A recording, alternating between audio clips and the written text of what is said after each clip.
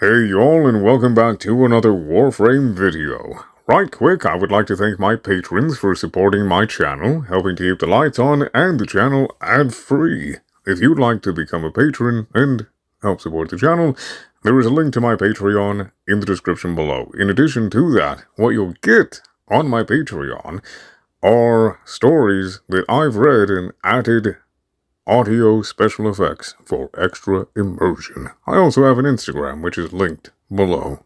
Now, let's get right into the video.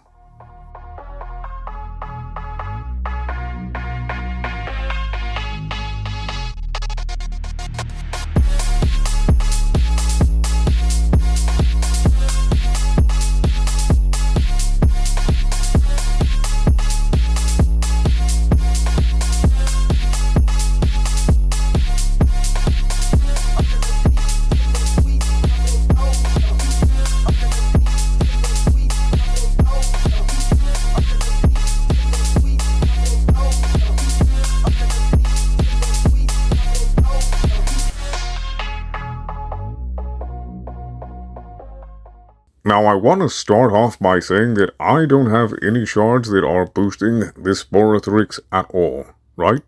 And I don't have anything in my build that is boosting it either. The two things I do have are Arcane Momentum, because the reload speed is a little bit due to water, and then Arcane Avenger, because that and Vigilante Supplies that I have all in my pet, well, the Vigilante mod set all in my pet, and the supplies that I have in the Exilus slot are what allow me to get those juicy yellow and orange crits like that 9.9 mil that I hit in the montage. And the pet build, it's just whatever. That really doesn't matter. You can do whatever you want. And it also doesn't matter what setup you have. As far as Verglass Hellstrom, it doesn't matter. You know, the Vigilante mod set, putting supplies on the Sporothrix and Arcane Avenger, and you'll be hitting those nasty crits with that gorgeous, juicy crit multiplier. Now, I do have a Riven, yes, that is what I run, but I want you to know that the Rivens are really cheap. Like, you can get a trash Riven really cheaply. Now, Volatile Variant, though, is a very, very useful mod. The thing is that it is, or was, a Nora reward, so you would have to trade another player for it. That is the only thing. But it is extremely helpful, as you're reading here. It is very, very good. Now, as I said, you don't need a Riven. And I just threw Hammershot in there because, you know, I didn't know what else to put. But because I have polarity problems, I no longer have Vigilante Supplies. So just pretend. Just pretend that, this has Vigilante Supplies. But I'm gonna show you, right? So I'm gonna show you. Okay, so without Vigilante Supplies, which is, you know, integral for the full build, but even without it, right, even without it, and an unoptimized edition.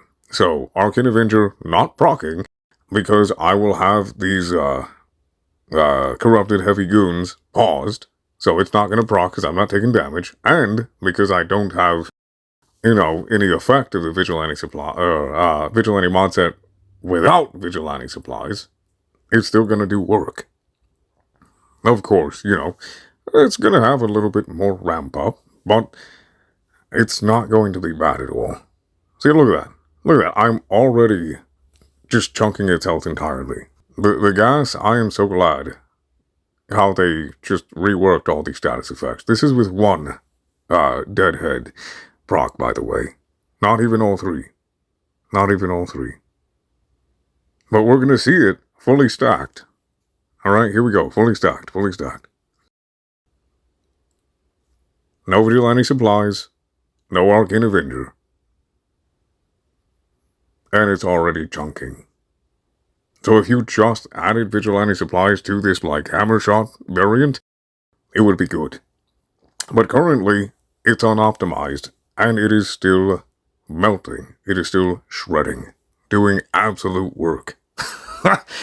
I mean, you know, you can put whatever in that place where I had that ribbon. You can replace it with anything. You can put serration if you want to. You can put, hammer shot like I did.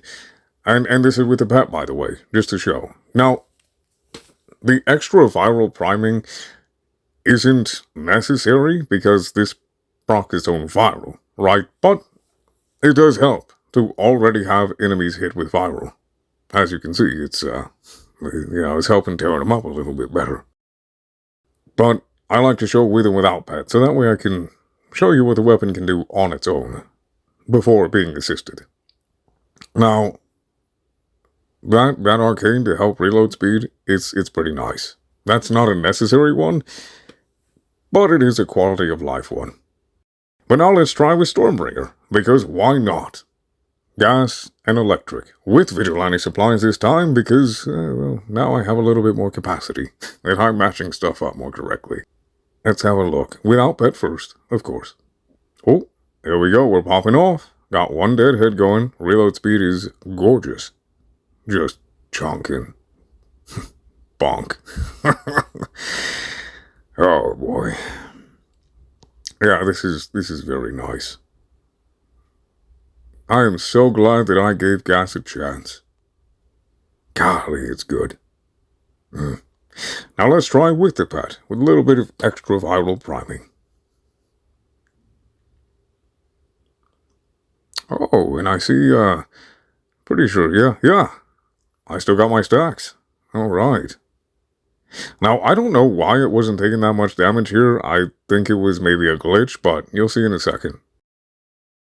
There we go. Then the damage starts acting right. And everything just starts falling away. Yeah. The reason I made this video, which is in the title, is because I don't know how different this new Sporothrix variant is going to be. I mean, I imagine, being that it's a lich weapon, it's going to be quite a bit better. But I don't know how they're going to do the elements or anything like that. I really don't. By the way, I'm just switching this out to show the differences between having a ribbon and stuff.